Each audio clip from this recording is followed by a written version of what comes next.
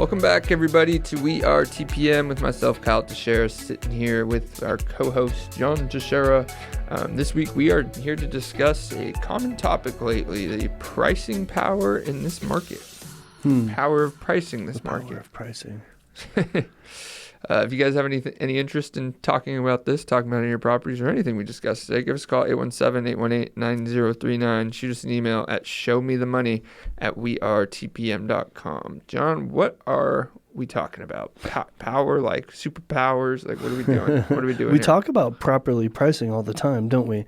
And we've even done past podcasts on it, but we're in a new unique market that we haven't been in a while. And it's important that people, it's probably more important now, more than ever, that you properly price your home. And the reason is because you don't want those vacancy days, right? We talk about those vacancy days being the biggest cost to our homeowners and investors, and being stubborn about what I could have got for rent 6 months ago and continuing to try to get that now as things are declining in some areas is just not smart. Yeah, I mean, and that's true for all markets. That's why we've talked about it a lot. But specifically for this one, we have, for example, less renters than people looking to rent than we have inventory, right? So even right. if things aren't even in areas where they're not in decline, you're still competing at a way higher rate than we have been over recent years. So even at $25-$50 of stubbornness can make it not to where you just don't get a tenant. You don't even get people looking at the home because they see 7 units just like yours, and 4 of them are priced at a certain rate, and 3 of them are $50 to $100 over that. They're only going to look at those 3. Yep, so that's right. But And before you at least get eyes on it, some stuff going on. it's just basic supply and demand, right? So when I'm running what we call comps, right, to figure out what the market value is on something, what I'm finding almost every time is there's 1 to 2 buyers/tenants for 10 to 15 units. That's the reality. That's the ratio that we're seeing in a lot of neighborhoods. And not all neighborhoods. Some of them are still, some of them aren't quite that bad, but they're all worse than what they were 6 to 12 months ago. Yeah, and if it takes you a month to rent something longer than it would have if you priced it correctly, well, really, if it takes you a month to get to the proper price, right, then you're losing a month of rent that you could have had, and take that month divided by 12. That's the difference in that's the power of what you didn't get from pricing it correctly. Yeah, we've talked about vacancy days, so I don't want to overkill it, but even if you don't have a mortgage on a property and you pay cash for it, depending on the property, you're paying a minimum of $50 a day for that property. Well, that's potential income still. That's to consider too, right? That's absolutely just what you could have made. Taxes, insurance, and lost revenue. There's no way that very few properties are less than $50 a day. So when you do that math, you figure, well, I know I used to rent this for $3,000 a month all day. Well, now you can't. And if you stay there for 30 days, in your example, at $50 or even $100 a day, that's costing you, way more than it would cost you to just reduce that rent. Yeah, and we've talked about, like, when taxes started going up, about how the market rate for your mortgage and the market rate for your rent are not directly correlated. Yeah. So some people have gotten underwater on rentals where they're like, well, this is my break even. This is how much I spend on it per month. So we have to lease it for at least that. And the reality is, how much do you want to, if the market's telling you it's too high, it's too high. You got to rent it for money. Otherwise you just got air. You can't pay that mortgage, whatever the amount. You can't pay it with nothing. So there are scenarios where that's happened. That's why this has always been long-term investing. So even a monthly hit in long-term investing can play out. Play the interest rate game and a whole bunch of different factors. Yeah, we have everything going against rental rates right now, don't we? I mean, we got an election year, we have chaos in the world, we have Maybe not everything. Interest rates. Interest rates just went down half a basis point for the first time Well, in 4 years. So that's true, but it's going to take a while for that to affect rental rates. Yeah, I know. The trickle-down effect to the rental rates is quite a while, but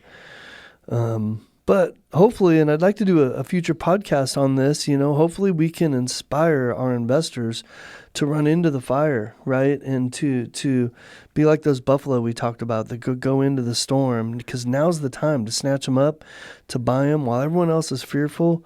Now's the time to be doing it. Everyone else is running and staying away and freaking out and buying too much toilet paper. And we need to be buying real estate right now. Buying too much toilet paper. I went to the store yesterday and there's no paper towels and no toilet paper, all because Iran sent off some missiles. Oh, okay. I guess I'm dating this podcast now. If you're listening to this podcast 2 to 3 years from now, it's still apropos to this kind of a market, right? It's true, You think people listen to our podcast 2 to 3 years later? I don't know. We'll have to find out in 2 to 3 years, I guess. If you listen to this 2 to 3 years later and Iran doesn't exist anymore, I want you to send us an email. Well, where? Show me the money. TPM.com. Say, hey, I just listened to your 3-year-old podcast.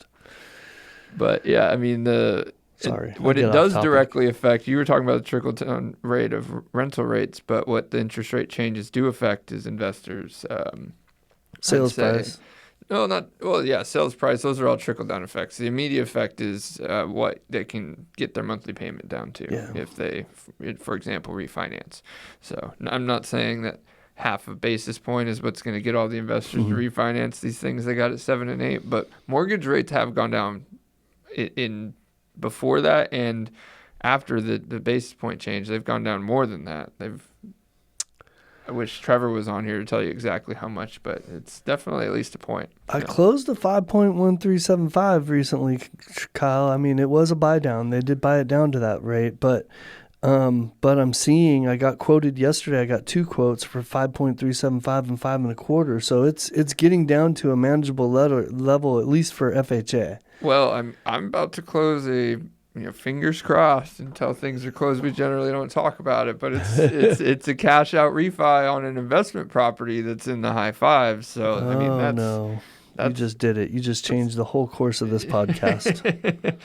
Well, the point is, if you can do that in the high 5s, then you should be able to do something to get low 5s. And a month or 2 ago, we were talking about 6s, 7s. Yeah. So, I love it. I feel like we need to do another podcast on that now and probably get Trevor back in here, like you said. But back to pricing properly.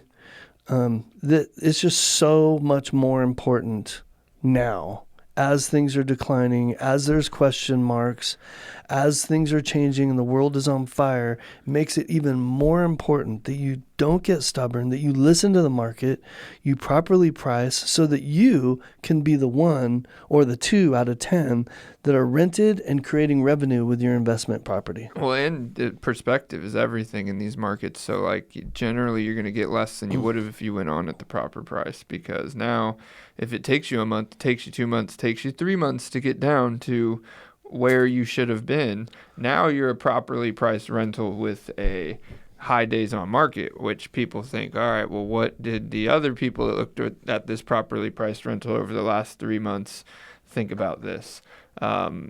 Is there something wrong? So now it still feels overpriced because it's been on so long. So now it's got to go even further than where it would have gone 3 months ago. So say in that scenario, you could lose 3 months that you could have gotten, and now you're at a lower price. So there's some high negatives to not properly pricing it, and people get so caught up on $100 a month, $50 a month, and when it can cost you way more than that. I think the nutshell to what we're trying to say here is, in the past, we've been able to say, look, Kyle got down the street, got $1,700 for his house just like mine, so I should be able to do that too. That's just the basic way of ascertaining market value, right? But now more than anything, we can't just look at Kyle got $1,700. We have to look at, well, Steve is over here and he's only asking $1,400 for the same house. So I have to compete with that in my marketing or even in my renewals. I have to make sure I'm not running my tenant down the street to Steve's house, because now I've got a vacancy. And so that's the kind of thing that you have to pay attention to. That was $300 is kind of extreme, but the point being, whether it's $300 or $50, supply and demand is the name of this game for ascertaining market value right now more than any other time.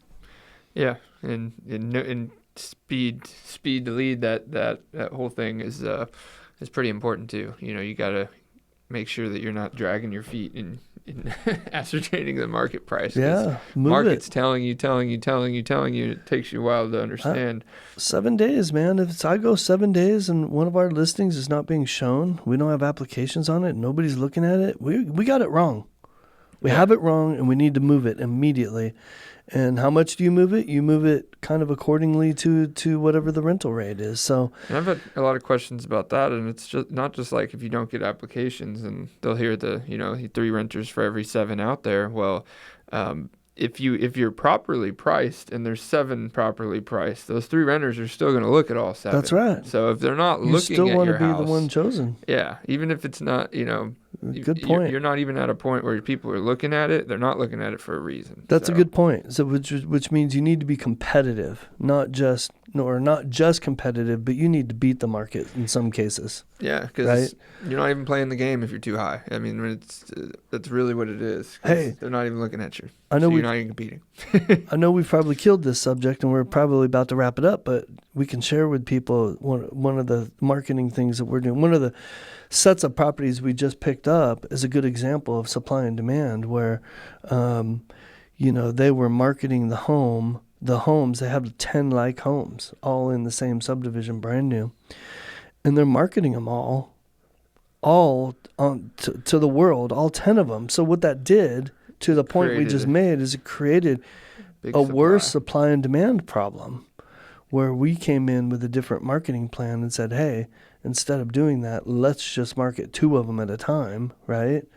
Because they're the exact same floor plan. So they're all the same. And a lot of supply and demand can be psychological, right? Yeah. That's what apartment complexes do and stuff like that. Yeah. If they had 300 units available, and they obviously they might tell you that if you ask, but if they threw out 300 listings, you'd have 300 competing. So it's all perspective. You got to create urgency, and even in a case like that, even brand new apartment complexes know how to create urgency and market it properly. So that's supply and demand. And you know what? Speaking of that, you know what apartment complexes do? They have services that do nothing but call apartment complexes to find out what their rate is every single week. So they get weekly reports on what all the apartments around them are renting for this week, because they change all the time. They'll do concessions. They'll do $500 off move-in. They'll drop their price for the first 3 months. They'll do all kinds of stuff. And if I don't know what the apartment complex down the street is doing, and all of a sudden everybody's going over there and nobody's walking in my door, and my vacancies are increasing, I'm at a disadvantage. They literally on a weekly basis do that. That's how important supply and demand is. So if it's important to apartment owners, then it should be important to everybody, of all forms of real estate. Well, and even if it's not calling, if it's looking at the system we have for looking at comparables, you have to trust it. You have to trust what the market's telling you. It doesn't matter how you ascertain it. Just with apartments, that's the only way you can do it is by calling them, because there's no place where you can go. There's no database. There's no MLS. There's no, you know what I mean? Well, there is, but well, I'd like to know where that first-hand accounts. They have like apartments.com and stuff. So. Apartments.com is just a rental site, is all it is. Apartments don't actually use that. You'll find us on apartments.com. So. Yeah. All right. Well, if you guys have any questions or want to make sure you get the power of pricing correctly, because it's very powerful. It's costly. Costs you time, headaches, all those things. Yep. It's powerful.